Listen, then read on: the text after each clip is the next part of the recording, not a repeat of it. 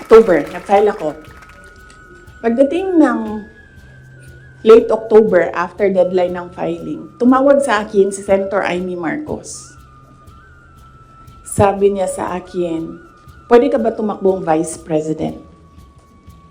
Sabi ko sa kanya, alam mo, hindi ko pa narinig ever na sinabi sa akin na tumakbo akong Vice President. Sabi ko, bakit mo ako nire-request ngayon na tumakbo ang Vice President? And I'm happy that she was honest enough to say, kasi matatalo kami ni Lenny kung hindi mo dalahin ang Bisaya. It was very straightforward. Now, it was all about winning, sinabi niya sa akin. So sabi ko sa kanya, Bisaya naman day ang ato ang giistoryahan dinhi. Tawagan ninyo si Bato de la Rosa. Ask him to slide down to VP. Tumatakbo siyang president. And then ang answer niya was, nah. And then I told her, well, ask PRD to run as your vice president. And then she said, well, that's a closed book already kasi tumatakbo si BG.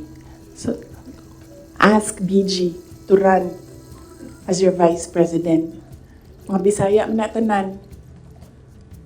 And then she said na, I don't think kayanin na manalo kami kay Lenny. And then I said, ask Manny Pacquiao to slide down. He's already running for president. And she said, we already did. And Manny Pacquiao told us that God asked me to run for president. So how can you argue with God? Totoo yan. I don't think she will deny that. Very straightforward naman si Senator Amy Marcos eh. Mainit na siya ngayon.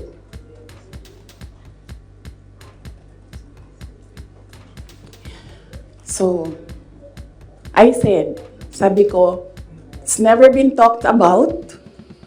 I need to talk to my family and I need to see kung mananalo ba ako for Vice President. Because I've never seen my numbers as Vice President. And then she said, okay, let's talk about it. And then, early November, nandun ako sa Cebu.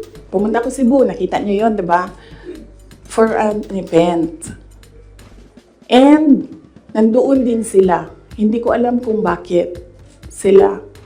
When I say sila, si BBM, tsaka si Senator Amy. And, nag-request sila ng pag-uusap din. So sabi ko, okay, mag-usap tayo. Nagkita kami sa bahay ni Martin Romualdez. Kasi gusto umeksena ni Martin Romualdez, gawa siya ng party-party ko noon na birthday. And then pag-upo ko doon sa, I think you see the pictures. Umupo ako sa couch, na sa tabi ko si BBM. Sinabihan ko siya, huwag ka maniwala sa kanila. Huwag ka maniwala sa mga taong nagsasabi sa iyo na tatakbo akong president. Hindi ako tatakbong president, sinabi ko na yan. So sabi niya, yes, I know. Sinabi mo na rin yan noong pumunta kami during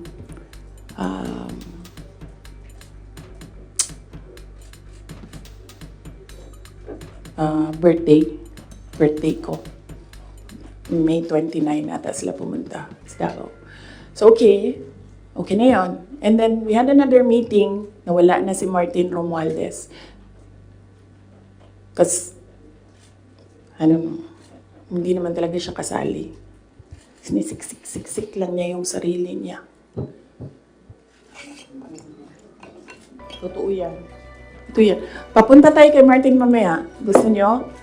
Tawag sa kanya ng mga kasamahan niya doon sa house, Tambi!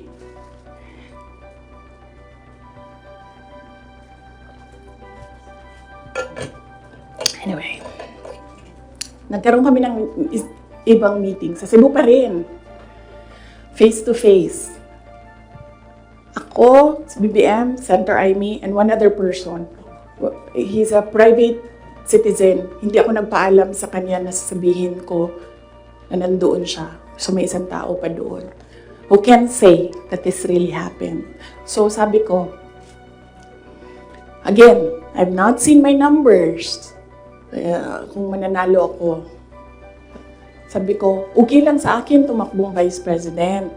Sabi ko, number one, siguro man ma-reduce konti ang disappointment ng mga tao sa hindi ko pagtakbong President. I think maiintindihan na nila. And ito na lang yung i-offer ko sa kanila mag-Vice President ako. Number two, madaming big ticket projects. Si PRD. Sa build. At that time, na gusto ko sana makita na magawa para sa bayan. Kasi hindi natapos. Kasi kulang nga talaga ang 6 years. So sa ngayon, magte-third year na tayo, wala pa tayong nakikita na big ticket projects, di ba? For 2028, huwag na kayong mag-expect na meron kayong makita. Kasi it takes more than 6 years to prepare for a big ticket project. So sabi ko, and sinabi ko sa sarili ko, bata pa naman ako, hindi naman ako nagmamadali, wala naman akong papupuntahan. And naisip ko, I cannot do anything more for Davao City. Number 4 na kami. And naisip ko, I don't think kaya ko siya i-elevate to number 3, number 2, number 1. Hanggang dun lang yung kaya ko gawin. So, ibibigay ko sa iba. Maybe they have more ideas, more innovation para mapagawa nilang number 3 ang Davao sa buong Pilipinas. So, I said, okay. I need to see my numbers. Sabi nila, okay, we can do a quick and dirty survey. Sabi ko, oh, sige. Sabi ko, gawin nyo. And then you come back to me kung ano ang mangyayari. So, nagpagawa sila, and then tinawag nila ako. Sabi nung nag-survey, ito yung survey. Okay naman, sabi nung nag-survey, huwag lang kayong maghiwalay, mananalo kayong dalawa. Ito yun. Hindi pwede mag-picture, pero pwede ko ipakita sa inyo mamaya.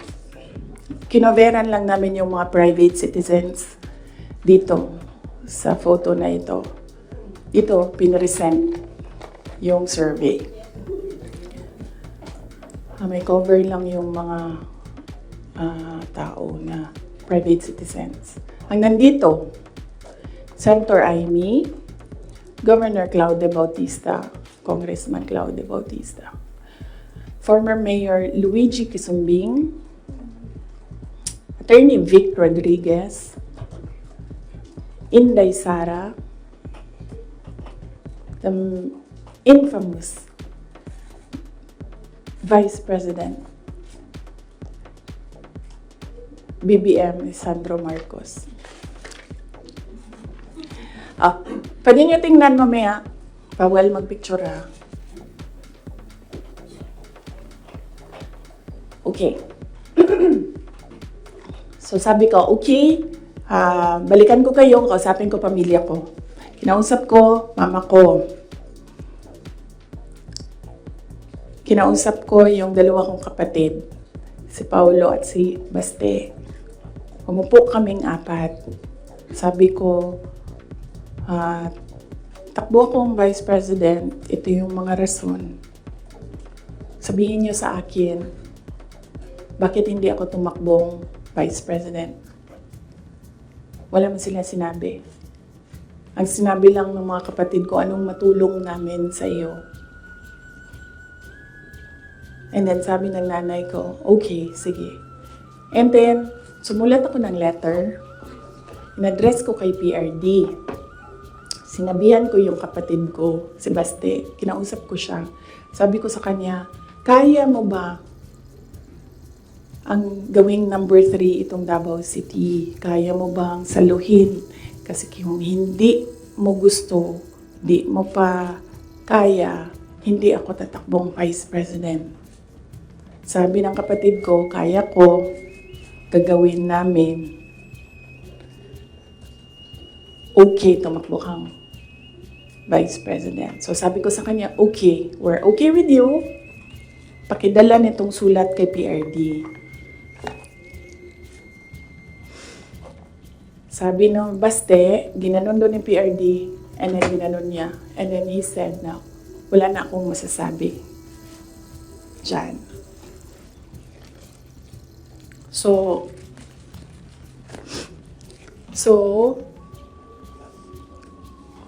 okay lang, sir, kasi kung babaan ninyo, masyado tayong madami dito, iinit siya. So,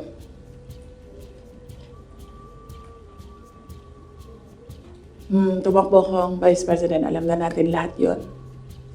Ginawa ko yung kampanya, alam na natin lahat yon. Okay, so, no, hindi ko sinuway, hindi matigas ang ulo ko, hindi totoo na pinatakbo akong President, ni President Duterte. In fact, every time makita niya ako ngayon, sinasabihan niya ako, huwag ka tumakbong President. Sabi niya, yung dinadaanan mo ngayon, wala iyan. Kung ikaw ay President, mas mahirap pa. Sabi niya, maawa lang ako sa'yo. May heart pala siya. So, klaro na yan. Hindi ko kasalanan that we are on this road to hell. Hindi ko kasalanan kung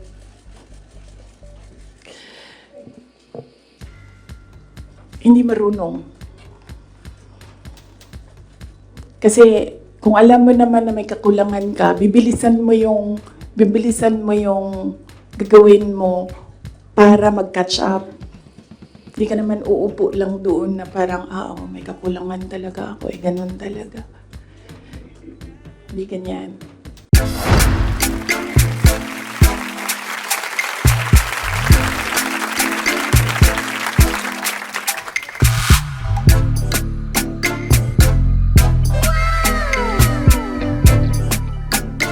The next performance will start momentarily.